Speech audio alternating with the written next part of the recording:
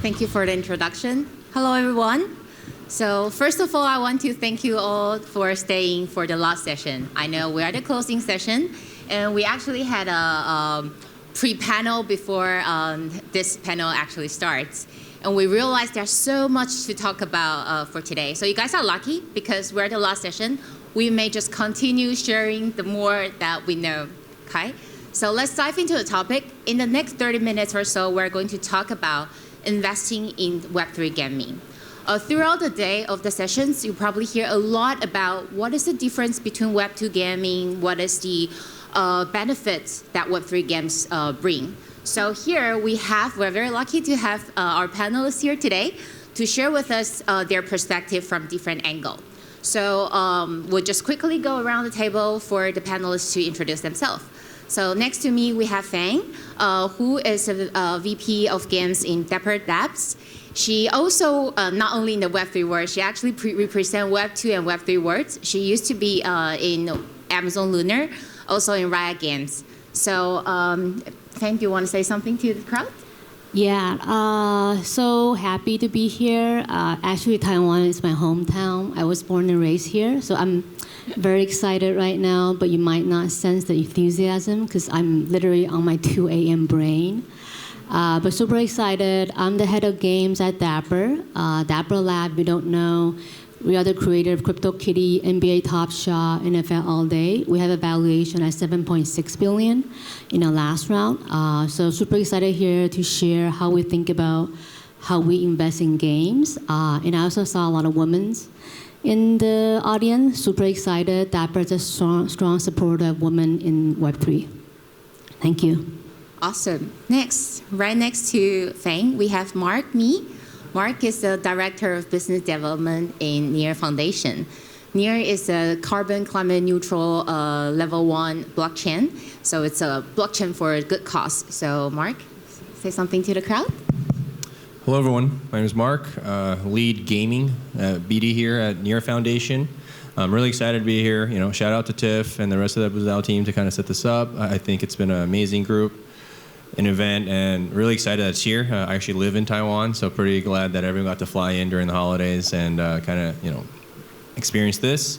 Really excited for this panel. As we talked about earlier, had a pre-discussion, and I just think the Web3 gaming and just gaming in general has just so much opportunity, and would love to talk more about that.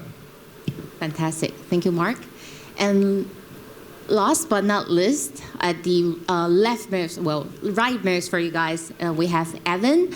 Evan is from YGGC. He's the CEO and co-founder of YGGC.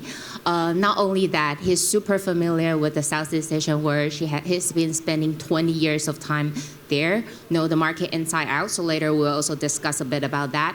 Prior to YGG, he's also head of Asia for Unity. So Evan, please.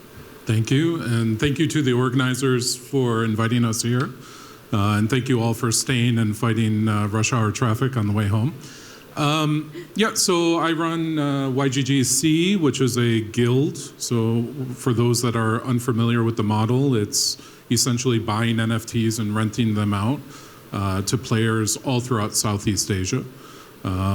Very, very excited to discuss all the different business models and what's coming down the pipeline, what to expect. And it's definitely a hot space to be in, and looking forward to the discussion. Awesome, fantastic. So I guess you guys are all very excited already. So let's dive into the topic. Throughout the day, I guess you already heard enough about what is Web2 games, what is Web3 games, and what is the definition and all that. I think on this one, we want to focus very specifically on how is investing in the Web3 gaming look like. So I guess you guys all hear about play to earn, right? Play to earn has been the proven model for the successful GameFi projects so far, such as X Infinity, Step In, so on and so forth. I have a question for you, Fan. Do you think this business model is going to sustain, or what are the emerging business model you think will be upcoming in the next 1 to 2 years? Yeah, that's a good question. So I came from a very traditional Web2 gaming world. I used to work at Riot Games, Amazon Luna. So when I first joined Dapper, honestly, the first thing that shocked me when traditional Web3 investors look at game investment is look at business model and ROI and token first. So that to me is actually quite counterintuitive in terms of how I think about games, because game in a form is a digital entertainment. People want to play to have fun, but not to earn. So when I first joined Dapper, I think it was May, right? The whole play to earn model, there's a lot of questions around what do you think will predict next, right? And right now, there are a lot of terms that are coined. It's not play to earn, it's play and earn, it's move and earn, right? Plenty of different terms. But for me and for Dapper, I think we go back to the basic. Games need to be fun. And in order to make fun game, we need to see a great founding team with proven success. And that has been our golden rule, or my golden rule, in terms of how I invest in gaming studio. And the business model can come, but the play, right, fun has to come first. So that's kind of like how we prioritize and look at all the different opportunity at hand. Fantastic. Thank you, Feng. And maybe Mark, you can share from basically a blockchain point of view. Yeah, so I think it's pretty interesting because lately, I'm sure Fan and I kind of speak with many games and studios, and you don't really hear about play to earn anymore. That's not a term. Even play and earn is not much of a term anymore. And really, I think the interesting part now is really figuring out how we can just get more players. I mean, if you look at the amount of players within Web3, I mean, it's not enough for all of these play to earn games that was created prior. And I think many people called that out. But I think now it's figuring out, what do gamers want? How do you onboard more users? And really, it's sometimes just, even trying to figure out the right mechanics into incorporating Web3 into a Web2 game and seeing if that works to onboard more users, or even how the onboarding process would work. And so I think it really depends on just the overall, in addition to kind of the team, the model, and kind of what we said earlier, but sustainability is a long-term discussion point. There's been many successful games within Web3, but not any that has actually been sustainable to the point that it's continuously building and incorporating and growing. And I think we will have to look into kind of the Web2 and what was successful there, and look into how to incorporate some of those points of Web3 into it. Yeah, absolutely. Thank you, Mark. I think that's really true, that in the end of the day, it's all about sustainability rather than just a short shot. So next, Can I add one more point to that? You mentioned getting more players into your game. Another thing that you may want to consider if you're a developer in the crowd is thinking about the guild model. This is an immediate way to onboard a few thousand people to your game, but the guild model, that functionality has to be built into the game. And that's a part that developers seem to overlook every once in a while. They tend to move towards a 2.5, Web 2.5 kind of phase where they have some assets on the chain where a lot of the assets are off.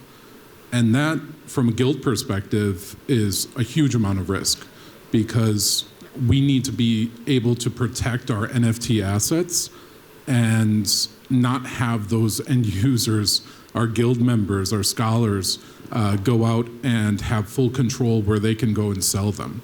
But that only occurs if it's on-chain, not off. So that's another segment that you should be thinking about if you're a developer in the crowd. Yes, absolutely. So Evan, maybe I just ask follow-up questions building on that.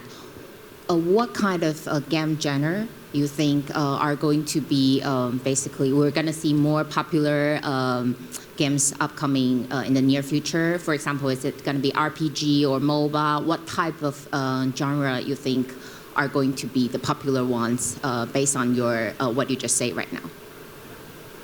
Well, I would kind of just basically segment that question into a few genres. Do I think that there's going to be successful games coming down the road? Absolutely. But maybe we can postpone the definition of success until a little bit later. in terms of the next year, what I would expect is to just see a lot of back catalog games that have not launched, launching in this market. So they postponed the launch, and right now they're just burning through a lot of cash. They're just waiting for the market to be on the upswing and then launch their titles. So I would expect a lot of what you're going to see this year is what you should have seen last year.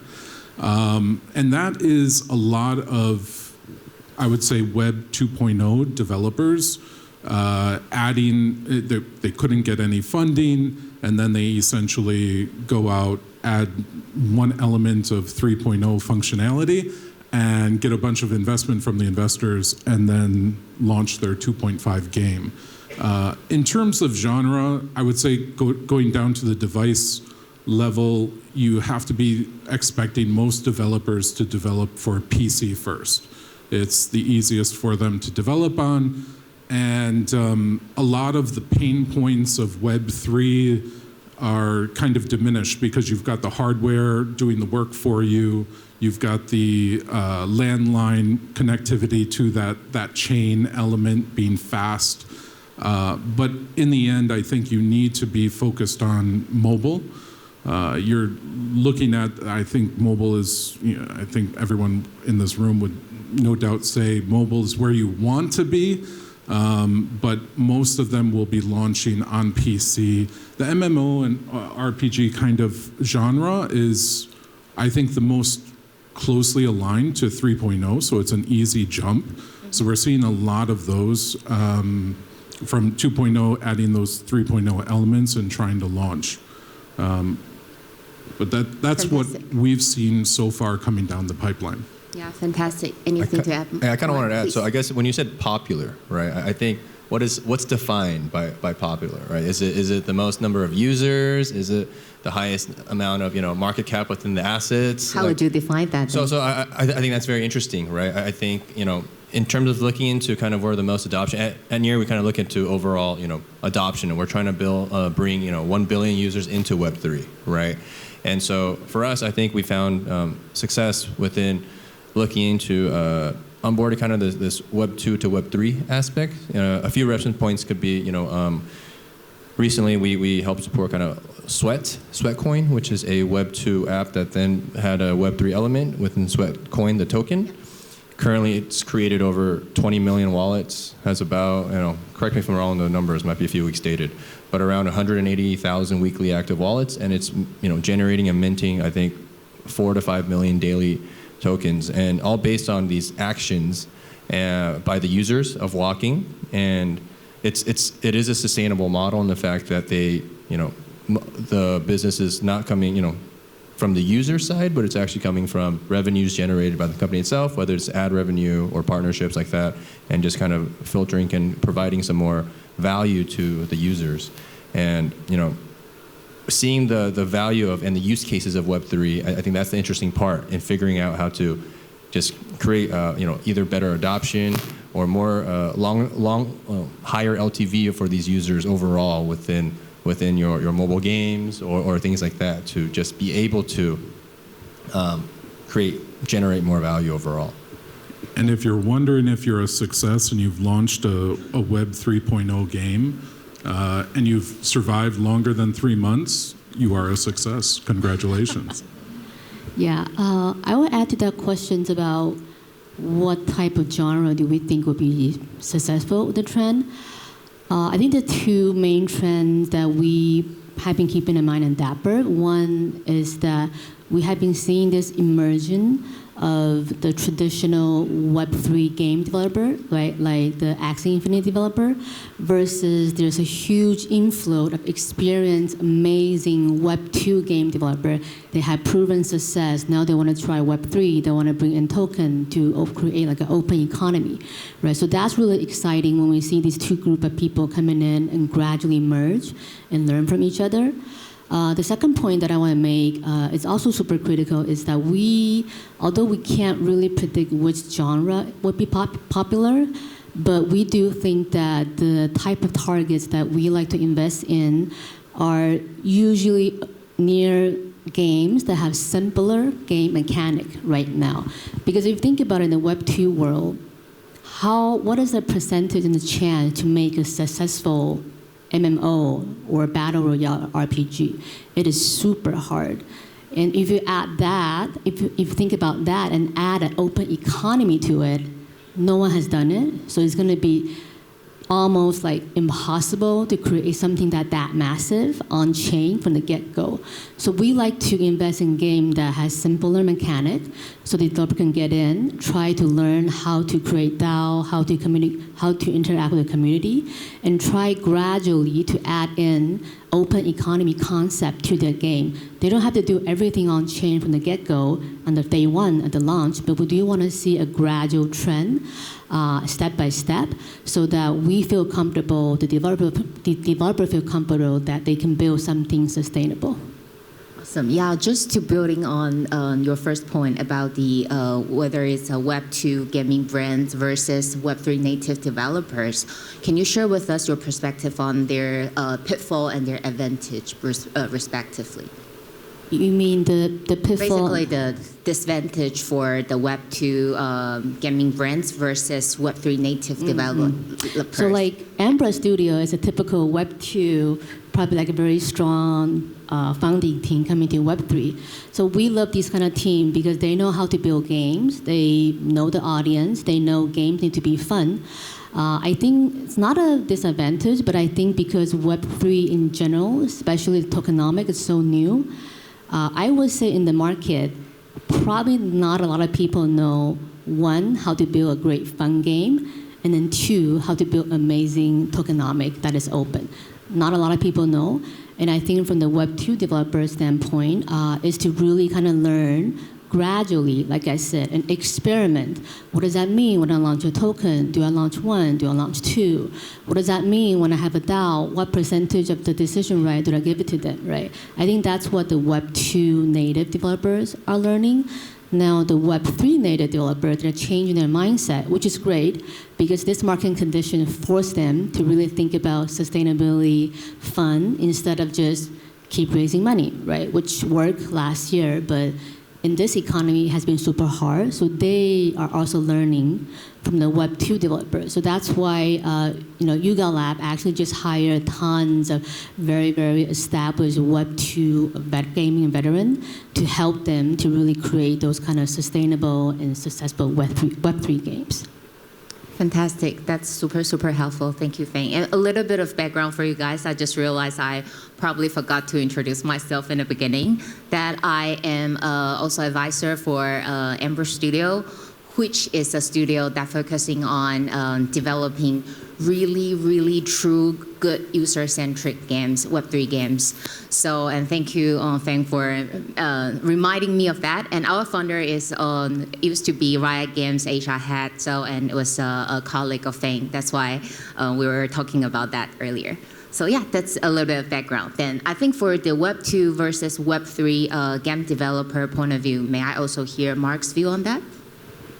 Yeah, so I think that's very interesting, the fact that, breaking it down from the Web 2 to Web 3, I think now we know there's so many verticals. Web 3 gaming before, in my mind, was just GameFi and play to earn. But now there's hyper casual, right? We have teams building Web 3 games, but it's AAA, so no one's heard of it because it's going to be coming out in end of 2024, right? So I think in the end, it goes back to the discussion point of, what's a successful game, what's popular, and now I think we have to actually break it down into different verticals.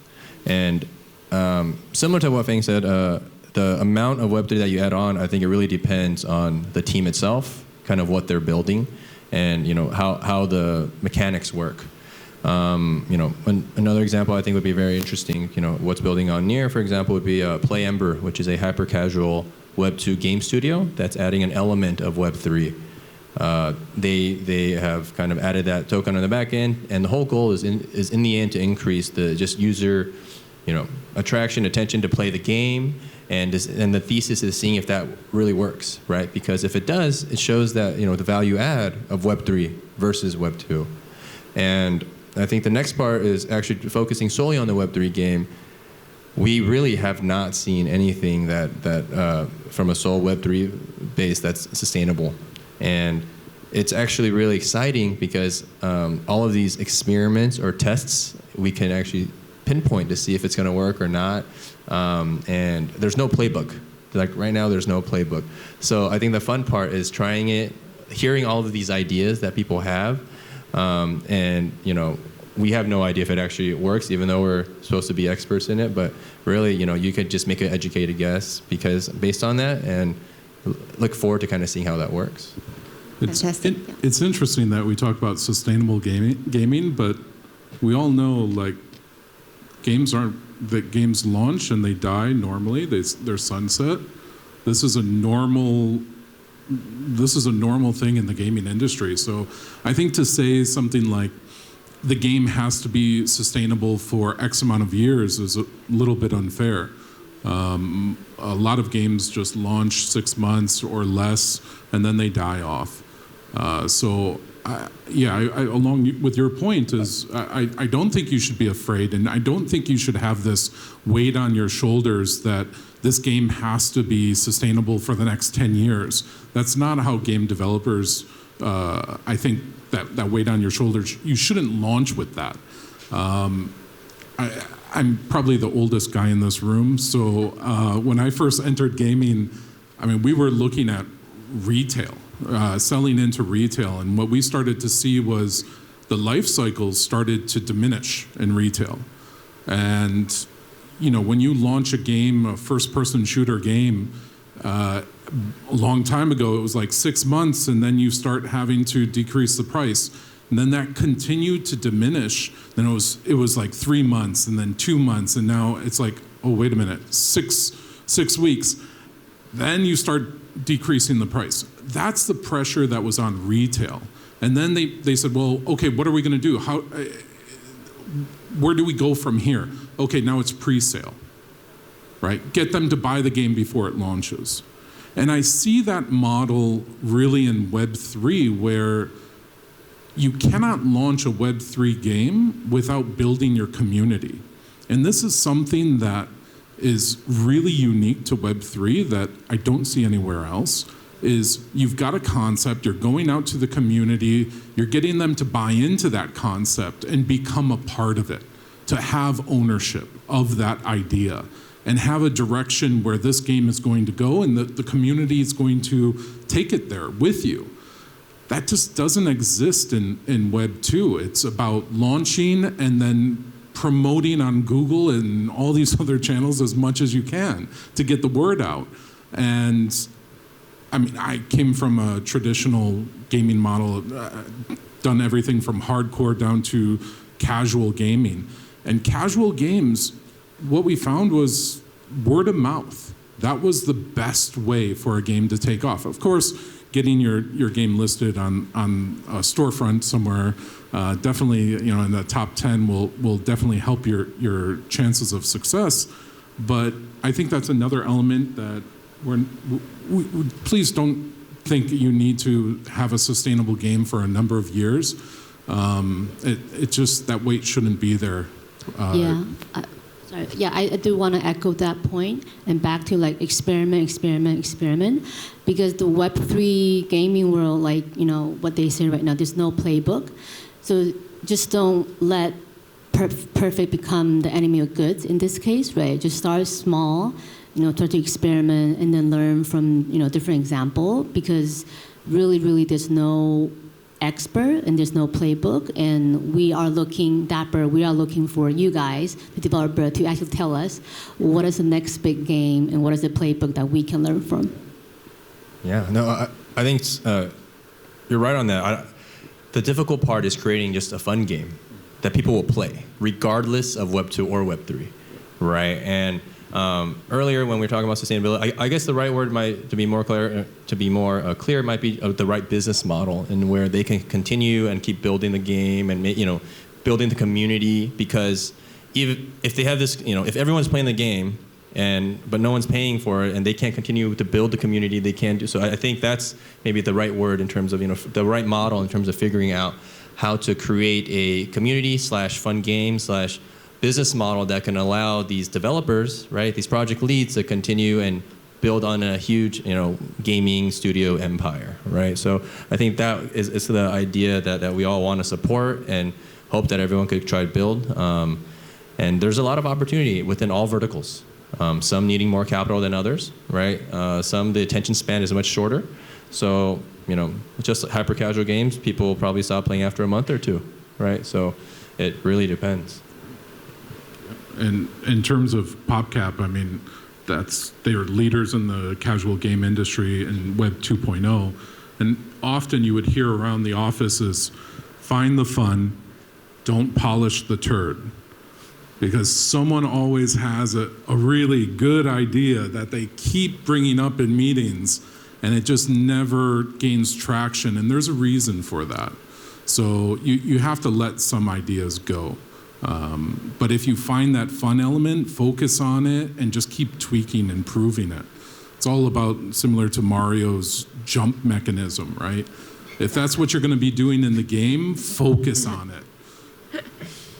Yeah, I absolutely agree. Start small, and I do hear a concept that you guys just discussed right now about community. So so far, I think a lot of, especially play-to-earn games, are their user focus are in Southeast Asia. So I just wondering, what is your perspective on? Is it going to be the future, especially when we talk about community? What do you think are the importance of players from other markets, especially like US, EMEA, Japan, Korea, China? What are the roles of gamers in those markets which currently are dominating more on Web 2 gamers? What is your view on that? Maybe, Feng, do you want to start first? I actually want to pass this question to Ivan. Okay. Yes. I would like to hear his thoughts, especially on the Southeast Asia Southeast part. Asia, yes. Well, I mean, so YGGC at Southeast Asia focuses entirely on Southeast Asia. We don't really make any other investments around the world. Now, why did we focus on the region? It's easy. From a guild perspective, people want to make money. And so you target the places that would feel the most benefit from making any type of money. And that's developing countries. So these are gamers that, even if they're making $500 a month, I was having this conversation with somebody in the States from LA, and they were saying, oh, if you gave me $500 a month, I wouldn't play your game. And I was like, okay, think about it this way. If I could double, triple your salary, would you play the game? And he said, yes. And I said, do you play games right now? He said, yes. I said, would you like an extra $500 for playing the games that you play right now? And he said, sure, I'll take that. So that's the mindset, is you're playing these games for the ability to earn, but if you can find, as the panel has said, the fun element, then I would see all of these developing countries start to come on board. They already have, friends in the States, they're paying their electricity bills in crypto. So you don't have to go through the education process that we do in Southeast Asia. We have 6 offices throughout Southeast Asia. We have weekly, basically, meetups to walk people through what is crypto, how to start a crypto wallet, and then how to become a guild member. That information is readily available online for the Western worlds, but for Southeast Asia, if you're looking in your local language and then you have your own doubts about these so-called experts guiding you, that's where we really come into play. So I think the developing nations are going to come on board. It's just a matter of the right kind of games for those models. Traditionally, if you're looking at a normal Web 2.0 type of game, these are going to be your whales. So developing nations, you're going to have your whales, and the developing nations are just going to be your cannon fodder. These are going to be the 99% of the people that are just there for you to beat up on. But I think with the play to earn model, it switches things, puts everyone on the same field. Because with the guild model, I can give you the best NFT assets that person in a developed country is going to buy. Now it just comes down to your skill level. Can you compete against them? And that's the part that continues to drive me and I'm really fascinated about. So to answer your question, so our view outside of Southeast Asia, we think that the first wave of successful Web3 game developer are most likely going to come from APAC region, namely Korea and Japan. And the big reason that we believe in that is because Korean developer and Japanese developer, they have been innovating in monetization model for so long, including Chinese developer, although China has a separate regulation issue. And because of that, the players in these countries, they are more open and receptive to heavy or creative or different monetization model. Because if you look at the Western world, US and Europe, right, it's just a strong stigma from the player that, oh, you monetize too much, oh, you just want to make money, oh, why do we have the loot box, right? So it's gonna take a couple of very, very successful fun game from the APAC developer to prove to the Western player and developer, this actually works, this actually fun, right? Because we see the same model in mobile game. When mobile game came out, people were like, the Western gamer like, well, mobile device is not for games, what are you talking about, right? It's for a casino game, it's like 65-year-old granny play it, right? Not until PUBG Mobile came out, Fortnite has a mobile version, Call of Duty Mobile came out, and then the Western player were like, oh, okay, actually, it's actually fun. I can see that, right? So we think the Web3 game will follow most likely the same pattern. So when we look at the game developer, we pay a lot of attention to the APAC one because we do believe that they have a higher chance to make a breakthrough. Thank you, Fen. Yeah, I'm going to take a different approach. I think the question was originally on the community, right? And I mean, if you look at just the overall amount of gamers compared to, Web2 gamers, what is it, like 150 million, 180 million compared to 3 billion? I think there's a lot of hurdles that game studios will need to overcome in order to be able to onboard just more users. And I think that's also the interesting and the fun part of figuring out kind of, how that process will work. Obviously, everyone, there's tons of wallets being built, gaming wallets specifically, trying to make the onboarding process as easy as possible, things like that. But I almost think just the concept of wallet, in a way, is kind of tough. So here's kind of an analogy. What I envision is, back in the day, we used LimeWire, we used Napster, we download music illegally, probably. And then we put them in, drag them from our Windows folder into Winamp or Windows Media Player, and you play music. And that was how we play music. Nowadays, we use Spotify, right? And in my mind, to actually build that large community of the mass, users, you're going to actually have to create a solution where it's not really about, simplifying the process, but it's like just in your face, as simple for anyone to be able to use, for those that don't know how to use MetaMask or know what a wallet is or how to transfer tokens or add different chains. And I think that's the interesting part that we're going to have to, that developers are attacking now. And, I think at Near Foundation, we really do prioritize and focus on kind of the onboarding, making the overall, onboarding process easier for both users, right, as well as for developers. And I think that's also a very important point because it's kind of the chicken and the egg model of if you don't have any applications, you're not going to have any users. But if you have users, well, what are they going to do, right? So I think that's actually the very interesting point. Strategically, it's very difficult to figure out, where to allocate all the funds to invest in, and that infra is the most important part. But I think for the gaming, in order to bring large crowds and communities, right now, just like a Marvel movie, you need strong IP, right? So that is clearly a playbook to use. Now, who's willing to do that? I think Fan made a great point. Korea has very strong players. Japan has very strong IP, and they have adapted and are willing to invest heavily into these opportunities. And so I think that's kind of where the exciting and engaging aspects will be for testing these grounds, not from a small scale of games that just popped up in Southeast Asia and became successful, but with to see if this strong IP will actually be successful or not, utilizing Web3. And that's kind of what gets me excited and trying to figure out, wow, like what's going to be next? I have no idea, but let's see if this works or fails. Right? So along with what comes next, I think if a few key Web 2.0 platforms start to open up, I think this model completely changes very quickly.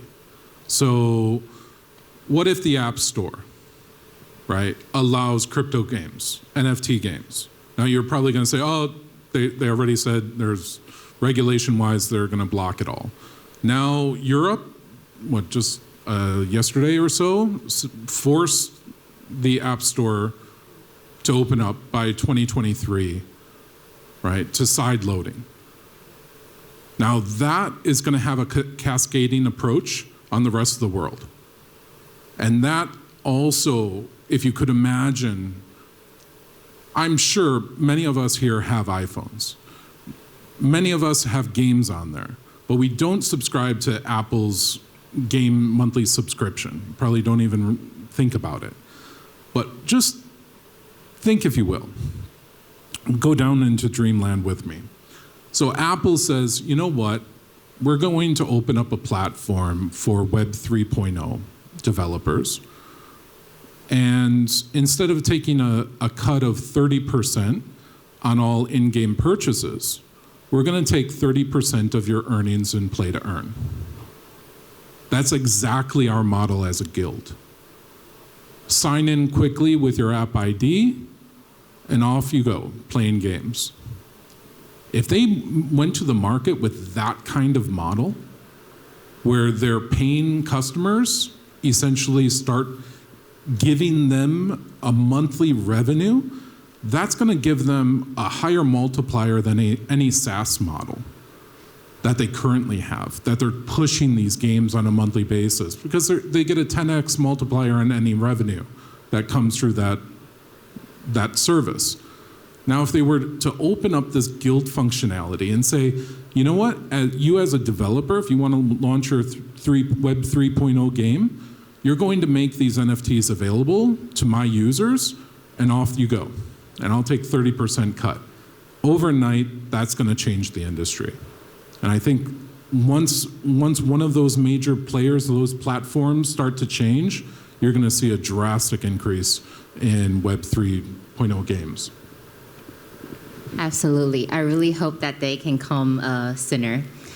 Just a little bit of a time check with our organizer. Is it okay if we overrun a few minutes, or we're going to be kicked out very soon? Can we continue? Got this. I see. Got this. Oh, okay. So in that case, this is all for our panel discussion today. In case you have any questions for the speakers, we'll come find them afterwards. All right. Thank you, guys. Thank you. Thanks for having us. Thank you, guys.